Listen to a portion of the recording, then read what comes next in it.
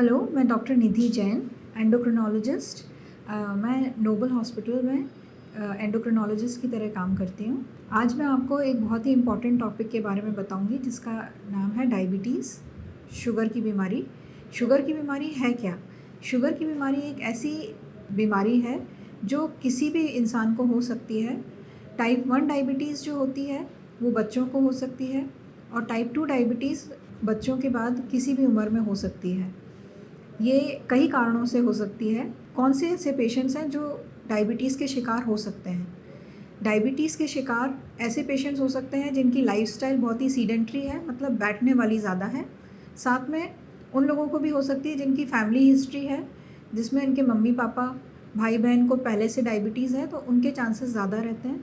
साथ में आपके लाइफ़स्टाइल की कारण भी हो सकती है। जो लोग बहुत ज़्यादा बाहर का खाना खाते हैं, एक्सरसाइज़ नहीं करते हैं, अच्छे से नींद नहीं लेते हैं, उन कारणों की वजह से भी डायबिटीज़ हो सकती है। फिर आप ये पूछेंगे कि डायबिटीज़ का इलाज हो सकता है क्या?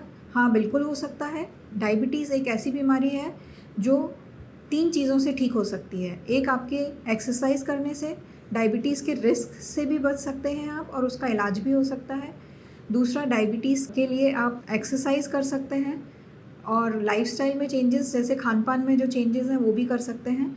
खान-पान में आप अगर फल, सब्ज़ी, सलाद ज़्यादा खाएँगे, बाहर का खाना कम खाएँगे, फ्रूट जूसेस जो होते हैं, फल के रस जो होते हैं वो कम पिएँगे, तो उससे भी आपकी रिस्क कम होगी और फ़ायदा होगा डायबिटीज़ में। और साथ-साथ अगर आप मीठा नहीं खाते हैं, मिठाई, चॉकलेट्स, कुकीज़, केक्स, पेस्ट्रीज़, ये सब चीज़ें नहीं खाते हैं तो भी आपकी रिस्क कम होती है और आप अगर डायबिटिक हैं तो उसमें फ़ायदा मिलता है। अगर आप आटे की रोटी ना खा के ज्वार, बाजरा, जौ, रागी की रोटी खाएँ तो उससे भी फ़ायदा होता है। मेक श्योर करें कि खाने में आपके सलाद ज़रूर हो और एक्सरसाइज़ रेगुलरली करना बहुत ज़रूरी है। एक्सरसाइज़ कम से कम हफ़्ते में 4 टू 5 डेज़ ज़रूर करें, कम से कम 30 से 45 मिनट रोज़। उससे काफ़ी फ़ायदा होता है डायबिटीज़ के पेशेंट को। फिर आप पूछेंगे कि डायबिटीज़ के लक्षण क्या होते हैं? तो डायबिटीज़ के लक्षण ये होते हैं कि ज़्यादातर डायबिटीज़ अनडायग्नोज्ड ही चली जाती है क्योंकि उसके ज़्यादातर लक्षण नहीं होते हैं। कुछ पेशेंट्स को, बहुत ही मामूली पेशेंट्स को वज़न कम होता है तो खतरा रहता है डायबिटीज़ होने का। तो जैसे ही अगर आपको लगे कि मुझे बहुत थकान हो रही है, मेरा वज़न कम हो रहा है, तो आप ध्यान दें कि कहीं आपको डायबिटीज़ तो नहीं है, तो आप डॉक्टर के पास ज़रूर जाएँ और डॉक्टर से चेकअप कराएँ। साथ ही आपको यूरिन इन्फेक्शंस फ्रीक्वेंटली हो रहे हैं, पेशाब में इन्फेक्शंस बार-बार होने के कारण अगर आपको नहीं समझ में आता है तो आप शुगर ज़रूर चेक कराएँ। कोई भी इन्फेक्शन हो रहा है, चाहे जेनिटल इन्फेक्शन हो रहा है, खुजली हो रही है पेशाब में या कोई और स्किन इन्फेक्शन हो रहे हैं बार-बार, तो शुगर ज़रूर चेक कराएँ क्योंकि हो सकता है कि और कोई लक्षण ना हो आपको और यही एक लक्षण हो जिससे आप शुगर डायग्नोज़ कर सकते हैं। फिर आप पूछेंगे कि डायबिटीज़ के कॉम्प्लिकेशंस क्या हो सकते हैं? डायबिटीज़ एक ऐसी बीमारी है जो दीमक की तरह है। इसके ज़्यादातर तो कोई लक्षण होते नहीं हैं। ये आप एक्सीडेंटली अब आप चेक कराते हैं तो पता चलता है कि आपकी शुगर बढ़ी हुई है। तो आप रेगुलरली डॉक्टर से चेकअप ज़रूर कराते रहें। चाहें तो आप रेगुलरली ब्लड टेस्ट में HbA1c टेस्ट ज़रूर करा सकते हैं।